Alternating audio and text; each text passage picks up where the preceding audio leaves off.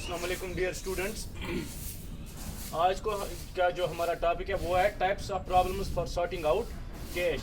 Cash को लेकर जो है हमें क्या क्या प्रॉब्लम्स फेस होती है वो यहाँ हम जो है पढ़ेंगे। तो इसमें जो पहला आता है वो है अकाउंटिंग एरर्स, उसके बाद है मिसिंग मनी, तीसरा है स्लॉपी और केयरलेस ऑर्गेनाइजेशन, फिर है poor storage, no documental procedures और लास्ट जो है लेक ऑफ सिक्योरिटी।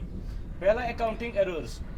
अकाउंटिंग जो हिसाब किताब में जो है हम गलती कर बैठते हैं, तब जाके जो है हमें कैश में मसला आता है, हमें जो है कैश कम पड़ जाता है या कैश को लेके हमें मसले जो हैं वो सामने आते हैं। पहला ही अकाउंटिंग एरर्स है। उसके बाद आता है हमारा दूसरा मिसिंग मनी। हमारा जो पैसा है वो खो जाता है। ये पैसा हमारा कितना आता है दिन में उसका जो है पूरा बराबर नहीं होता है, हमारा पैसा खो जाता है। वो किससे होता है? बिकॉज ऑफ स्लॉपी और केयरलेस ऑर्गेनाइजेशन। जो ऑर्गेनाइजेशन होती है वो केयरलेस होती है, स्लॉपी ऑर्गेनाइजेशन होती है। मीन्स की ऑर्गेनाइजेशन जो होती है वो जो है पूरी तरह से जो ध्यान नहीं देती है इन सब चीज़ों पे, उसकी वजह से जो है गलतियां हो जाती हैं और ये जो है मसले फिर आते हैं, लाइक कैश में हमें प्रॉब्लम आती है। चौथा है पुअर स्टोरेज। जहां हम ये पैसा कैश जमा करते हैं वो पुअर सिस्टम होता है, वहां पे जो है पूरी वो मतलब सिक्योरिटी नहीं होती, उसकी वजह से भी है जो हमें प्रॉब्लम्स होती हैं।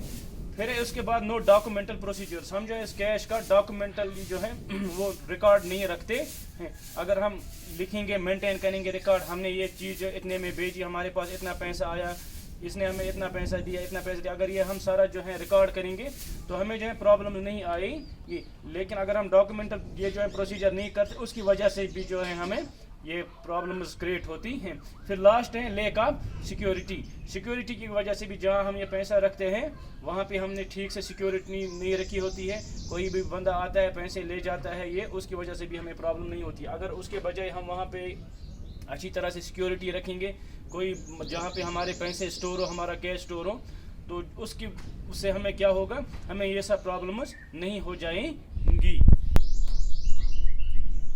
उसके बाद जो है हमारा आता है वो है procedures of reconciling with customer accounts.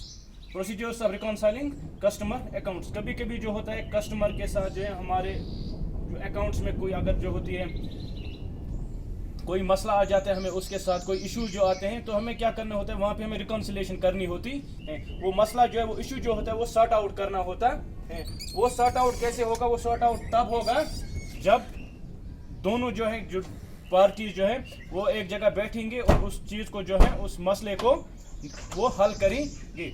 Reconciliation का मतलब क्या होता है? Reconciliation it's an accounting process that compares of two sets of records to check that figures are correct and in agreement. Account reconciliation also confirms that accounts in the general ledger are consistent, accurate and correct.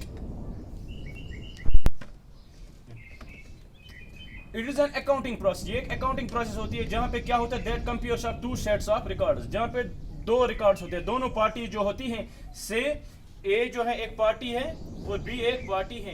ए ने जो है इसको दिए हैं for example 1 lakh का इसको दिया है हिसाब, तो बी के पास जो है इसलिए इसको बोलता है कि नहीं मैंने 90,000 का लिया है। तो इन दोनों में जो है थोड़े इश्यूज होते हैं कि ये वो ए ने 1 लाख का दिया है इसको स्टॉक, तो बी बोलते नहीं मैंने 90,000 का लिया है। तो ए के पास भी रिकॉर्ड होता है, बी के पास भी रिकॉर्ड होता है, टू सेट्स ऑफ रिकॉर्ड। फिर क्या होता है, ये बैठते हैं to check that figures are correct. ये एक जगह आते हैं, बैठते हैं टू चेक दैट, क्यों बैठते हैं, फिगर्स आर करेक्ट, क्या ये फिगर्स जो है ये करेक्ट है, एंड इन एग्रीमेंट। और जब इनको लगता है दोनों, क्या होता है रिकॉन्सिलेशन कब होती है, जब दोनों पार्टीज ए बी अब मुतमीन है कि हाँ मैंने 1 लाख का दिया और बी भी मुतमीन हो गया कि मैंने 1 लाख का जो है माल लिया है, स्टॉक लिया, तो दोनों पार्टी जो है वो एग्री होती हैं। Account reconciliation also confirms that accounts in the general ledger are consistent.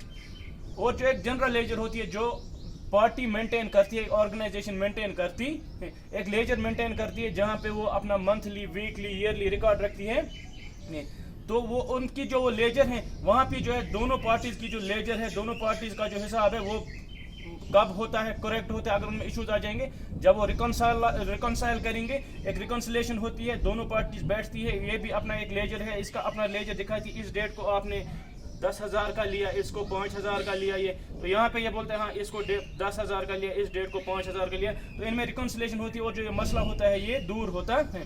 Consistent, accurate होना चाहिए और करेक्ट होना चाहिए, ये होता है रिकॉन्सिलेशन का मतलब। जहाँ पे दोनों पार्टीज होती है, दो सेट्स का रिकॉर्ड होता है और अगर उनमें इश्यूज होते हैं वो बैठते हैं, वो उस रिकॉर्ड को करेक्ट करते हैं और एग्रीमेंट, और दोनों पार्टी जो है वो एग्री होती है कि हाँ ये जो है मसला ऐसा है, ये दोनों पार्टी जब विलिंग होती है, एग्री हो जाती है कि हाँ हाँ ये सही है, तो तब जाके उनमें रिकॉन्सिलेशन होती है, तो ये रिकॉन्साइल हो गया। फिर होता है purpose of reconciling customer accounts. हम ये रिकॉन्सिलेशन जो है क्यों करते हैं कस्टमर्स के साथ, जो हमारे हम उनके साथ रिकॉन्साइल क्यों करते हैं, इसका मेन ऑब्जेक्टिव क्या होता है, मेन जो हमारा एम होता है, मकसद है, वो क्या होता है। The objective of reconciliation is mainly to identify any differences in the ledger your organization holds of your supplier with the ledger your supplier has maintained। मैंने आपको बोला से ए हमारी ऑर्गेनाइजेशन है और बी जो है जिसको हम सप्लाई करते हैं। ए ने एक लेजर मेंटेन की होती है इस सप्लाई की, जो इसने इसको दी है, से इसने इसको 1 2 3 आइटम दिए, तो बी ने भी जो है एक लेजर मेंटेन कर, जहाँ ये करता है इसने क्या क्या रिसीव किया है, ये 1 2 3 item. Organisation holders your supplier with the ledger your supplier has maintain. अगर इनमें कोई डिफरेंसेस होते, इसमें और इसमें अगर कोई डिफरेंस होती, तो उस डिफरेंस को क्या करने के लिए, सॉर्ट आउट करने के लिए जो है हम रिकॉन्सिलेशन करते हैं।